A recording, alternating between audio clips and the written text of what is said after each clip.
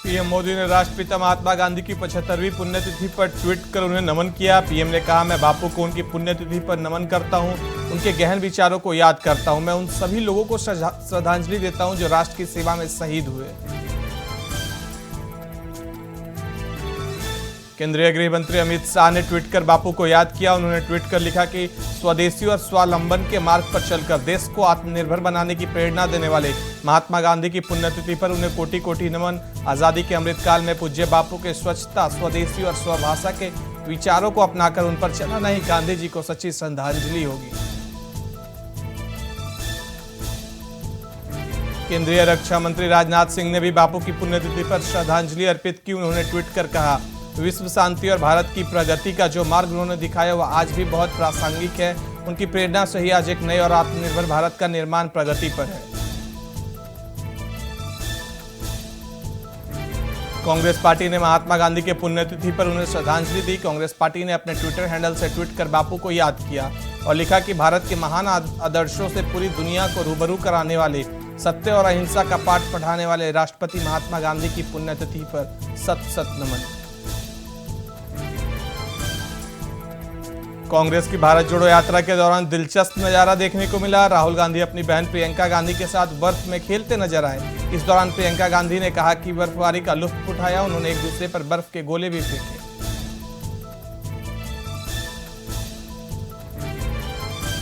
बिहार के मुख्यमंत्री नीतीश कुमार ने भाजपा के साथ फिर से गठबंधन की संभावनाओं को सिरे से खारिज कर दिया है। नीतीश ने कहा, मर जाना कबूल, लेकिन बीजेपी के साथ जाना नहीं। गुजरात में सुबह भूकंप के झटके महसूस किए गए। रिक्टर स्केल पर इसकी तीव्रता 4.2% रही। अधिकारियों ने बताया कि भूकंप से किसी के हताहत होने या संपत्ति के नुकसान की कोई सूचना नहीं है। लखनऊ में रामचरितमानस की प्रतियां फाड़ने और जलाने के मामले में स्वामी प्रसाद मौर्य समेत 10 लोगों और कुछ अज्ञात आरोपियों के खिलाफ एफआईआर दर्ज की गई है। प्राथमिकी लखनऊ के पीजीआई थाने में दर्ज कराई गई है। बीजेपी सदस्य सतनाम सिंह लवी से शिकायत मिली थी, जिसके आधार पर प्राथमिकी दर्ज की गई है। भारतीय क्रिकेट टीम के धाकड़ बल्लेबाज सूर्य कुमार यादव सोमवार को यूपी के मुख्यमंत्री योगी आदित्यनाथ से मुलाकात करने पहुंचे। सीएम योगी ने सरकारी आवास पर हुई इस मुलाकात की तस्वीरें ट्विटर पर शेयर की। सीएम योगी से मिलने पहुंचे सूर्य कुमार यादव। सपा के राष्ट्रीय महासचिव स्वामी प्रसाद मौर्य के समर्थन में पूर्व डीजीपी सुलखान सिंह उतर आए हैं। सुलखान सिंह ने अपने फेसबुक वॉल पर लिखा, स्वामी प्रसाद मौर्य के मानस पर दिए गए बयान पर अभिजात्य वर्ग की प्रतिक्रिया ठीक नहीं। मौर्य ने मानस का अपमान नहीं किया, मात्र कुछ अंशों पर आपत्ति जताई है। उपेंद्र कुशवाहा के सहयोगी सुभाष सिंह कुशवाहा ने पार्टी के प्रदेश अध्यक्ष उमेश सिंह कुशवाहा पर जिस तरह से विवादित बयान दिया, उससे जेडीयू के अंदर प्रदेश स्तर से शुरू राजनीति अब जिला स्तर तक पहुंच गई है। पूर्वी चंपारण जिला जेडीयू के कुशवाहा समाज के नेता दो फाड़ हो गए। सपा सांसद शफीकुर रहमान वर्क ने कहा कि हिंदुस्तान में रहने वाले सभी लोग हिंदुस्तानी हैं। अन्न खाने या फिर पानी पीने से कोई हिंदू नहीं हो जाता। मैं केरल के राज्यपाल के बयान के खिलाफ हूँ और बिल्कुल भी सहमत नहीं हूँ। वहीं वर्क ने कहा कि सब अल्लाह के बंदे हैं, सभी हजरत साहब की औलाद हैं, वह उन सभी के बाप हैं।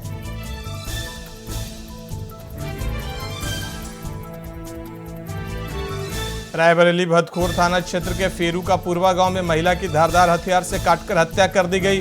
पुलिस ने मामले में त्वरित कार्रवाई करते हुए 72 घंटे में आरोपी पति समेत 2 महिलाओं को गिरफ्तार कर लिया है।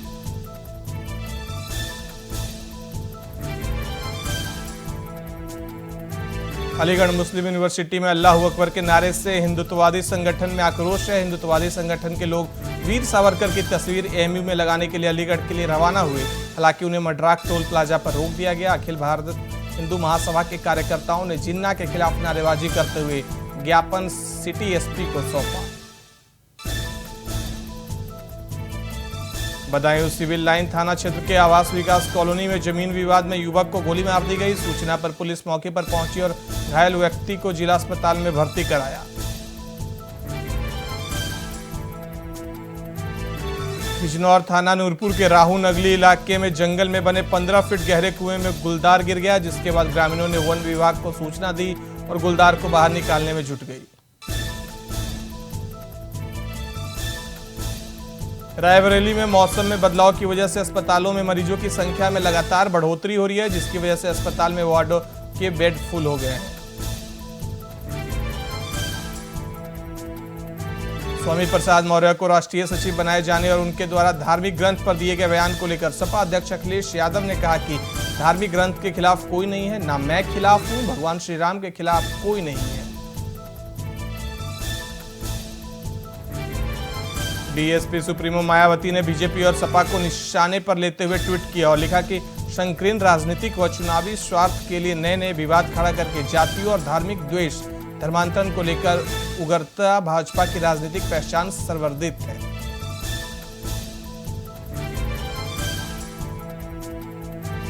सीतापुरी मलिया सुल्तानपुर थाना क्षेत्र में अज्ञात चोरों ने एक घर को निशाना बनाया और 10 से 15 लाख के सामान पर हाथ साफ कर लिया।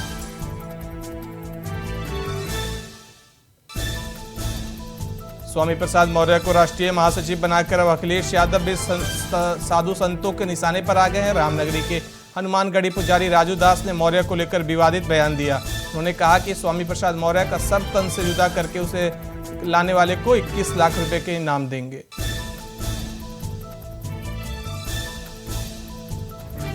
कैबिनेट मंत्री कपिल देव अग्रवाल ने स्वामी प्रसाद मौर्य को लेकर कहा कि बुद्धि ने काम करना बंद कर दिया है। भगवान स्वामी प्रसाद मौर्य को सद्बुद्धि दे, उनके सोचने समझने की शक्ति खत्म हो गई है। कौशाम्बी मंझनपुर कोतवाली इलाके में होंडा एजेंसी में भीषण आग लग गई। आग में बाइक और लाखों रुपए का पार्ट्स जलकर राख हो गया। सूचना पर फायर ब्रिगेड की गाड़ी मौके पर पहुंची और आग पर काबू पाया। रायबरेली शहर कोतवाल संजय के नेतृत्व में पुलिस को बड़ी सफलता मिली है। अवैध गांजे की तस्करी करते हुए पुलिस ने एक महिला को गिरफ्तार कर लिया है। मौके से 1370 ग्राम गांजा भी बरामद किया गया है। शामली सदर कोतवाल क्षेत्र के वलवा बाईपास पर पुलिस और बदमाशों के बीच मुठभेड़ हो गई। मुठभेड़ में 2 बदमाशों के पैर में गोली लगी है। घायलों को शामली के सामुदायिक स्वास्थ्य केंद्र में भर्ती कराया गया है। बक्सर जिले का नावानगर थाना क्षेत्र के वायना गांव में एक रिटायर्ड आर्मी जवान ने एक 45 वर्षीय शख्स को गोली मार दी और फरार हो गया। जख्मी शख्स को उसके प्राइवेट पार्ट में गोली लगी है। परिजन उसे इलाज के लिए आरा सदर अस्पताल ले गए। कन्नौज तिरवा कोतवाली क्षेत्र के चंदियापुर गांव में 2 भाइयों के बीच आपसी विवाद में मारपीट हो गई। मारपीट में कई महिलाएं चोटिल हो गई। वहीं मारपीट का वीडियो सोशल मीडिया पर जमकर वायरल हो रहा है। कैबिनेट मंत्री सुरेश खन्ना ने अलीगढ़ जिले में 140 साल पुरानी नुमाइश मेले का उद्घाटन किया। वहीं नुमाइश की तैयारियों की बात करें तो यहां अभी कुछ भी नहीं है। ऐसे में आधी अधूरी तैयारियों को लेकर एक बड़ा सवाल खड़ा हो रहा है। झारखंड में अनुबंध पर कार्य कर रहे चिकित्सा कर्मियों की हड़ताल और आमरण अनशन लगातार जारी है। राजभवन के सामने अनशनकारियों की तबीयत भी बिगड़ने लगी है। अब तक 10 आंदोलनकारी बीमार पड़ गए हैं।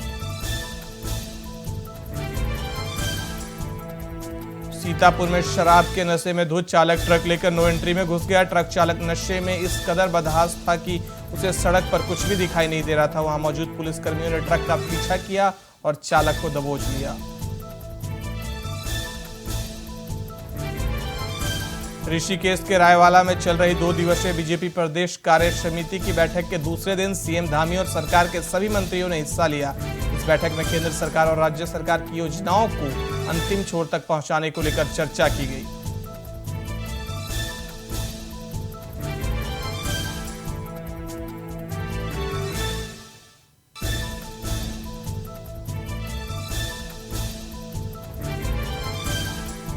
बीजेपी के प्रदेश प्रभारी दुष्यंत कुमार गौतम ने कहा कि जिस प्रकार से मन की बात कार्यक्रम में पीएम मोदी देश के सभी राज्यों में समुचित विकास की बात करते हैं, उसे उम्मीद है कि उत्तराखंड राज्य में विकास के पद पर जो निरंतर आगे बढ़ रहा है वह सिर्फ राज्यों की श्रेणी में शुमार हो जाएगा।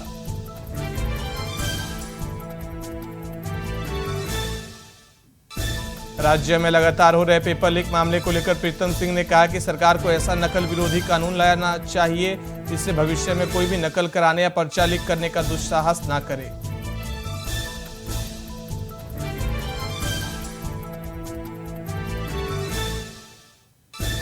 उत्तराखंड समाजवादी पार्टी के राष्ट्रीय सचिव सत्यनारायण सचान ने प्रेस कॉन्फ्रेंस कर मुलायम सिंह यादव को पद्म विभूषण से नवाजे जाने पर राष्ट्रपति का धन्यवाद किया। साथ ही सचान ने कहा कि मुलायम सिंह भारत रत्न के हकदार थे।